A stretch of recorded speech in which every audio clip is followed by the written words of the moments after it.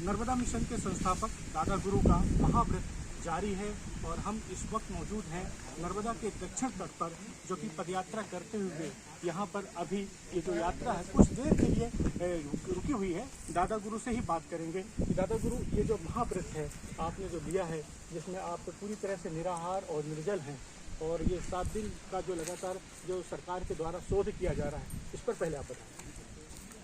ये साधना, ये महाव्रत हमारा तो ये साधना है, और ये साधना प्रकृति केंद्रित और नर्मदा पर केंद्रित जीवन शैली और उसकी व्यवस्था पर है। आज जहाँ एक तरफ सारी दुनिया में संक्रमण और आपदाओं का दौर चल रहा है, वहीं दूसरी तरफ दुनिया का सबसे असाधारण जो माँ नर्मदा का पथ है, वहाँ प्रकृति केंद्रित जीवन शैली और व्यवस्था की ये जीवंत प्रामाणिकता जो है, हम दुनिया के समक्ष उसी माँ आदिशक्ति की प्रेरणा से हम रख रहे हैं। इस महाव्रत का पीछे या इस साधना के पीछे केवल सदी का यही संदेश छिपा हुआ है कि प्रकृति केंद्रित जीवन शैली और जो प्रकृति केंद्रित व्यवस्था है, वही देश, दुनिया और समाज को सबसे व्यवस्थित, सबसे सुरक्षित जीवन दे सकती है। दूसरी तरफ ये महाव्रत, ये साधना, जहाँ एक तरफ नर्मदा हमारी तो सनातनी संस्कृति है, हम नदियों को माँ के रूप में हम उसको पूजते हैं, मानते हैं। दुनिया तो सिर्फ जन्म देने वाली को माँ कहती है, लेकिन हमारी भी सनातन संस्कृति है, हमारी मान्यता है कि हम जीवन देने वाली को और पालने वाली को भी माँ कहते हैं। और देखो, ये जो नदी के रूप में दिखाई दे रही है, ये नदी के रूप में हमें प्रत्यक्ष शक्ति प्राप्त है।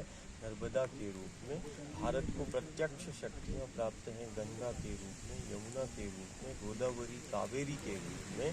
ये दुनिया के लिए नदियाँ हैं, हमारे लिए ये प्रत्यक्ष ये शक्तियाँ हैं, जिन पर हमारा जीवन केंद्रित है, हमारी व्यवस्था केंद्रित है, हमारा धर्म, हमारा अस्तित्व, सब कुछ इसी पर केंद्रित है। और आज कहीं ना कहीं दुनिया के सबसे असाधारण जल के रूप में वो माँ नर्मदा का है, और दुनिया का सबसे असाधारण पथ, जिसके एक एक कंकड़ में असीम ऊर्जा है, जिसका एक एक कंकड़ शंकर के रूप में पूजा जाता है, ये दुनिया का सबसे असाधारण पथ। आप पूरी तरह से निराहार हैं पिछले 3 साल से, और अभी बीच में आप सिर्फ प्रसाद के रूप में नर्मदा का जल लेते हैं। क्या इतनी शक्ति है नर्मदा के तटों में या नर्मदा के जल में कि व्यक्ति जीवित रह सकता है, या फिर साधना या कोई योग है? नर्मदा प्रकृति ही है, और प्रकृति आज हम सारे देश दुनिया में देख रहे हैं कि प्रकृति की सामर्थ्यता को, कि प्रकृति सबसे बड़ा सर्वोच्च वो शक्ति है, वो नेचर पावर है, और कहीं ना कहीं वो सर्वशक्ति जो हमें दिखाई दे रही है, इस माँ नर्मदा के आंचल में, इसके जल में दिखाई दे रही है, इसके पथ पर दिखाई दे रही है। कहीं ना कहीं ये इस पथ पर चलना ही योग है। इस पथ पर चलना, जहाँ योग है, साधना है, वहीं बैठना आराधना, उपासना है। इस दुनिया का ये सबसे असाधारण पथ है जो हम दुनिया के समक्ष लाने का प्रयास कर रहे हैं, कि सिर्फ भूमंडल पर सिर्फ नर्मदा का एक पथ है, जिसके एक एक कंकर में, पत्थर में, पेड़ों में, शिलाओं में असीम ऊर्जा है। मतलब ऊर्जा का ये सबसे बड़ा स्रोत जो है, ये नर्मदा का पथ है, ये नर्मदा का आंचल का ये अमृत तुल्य जल है।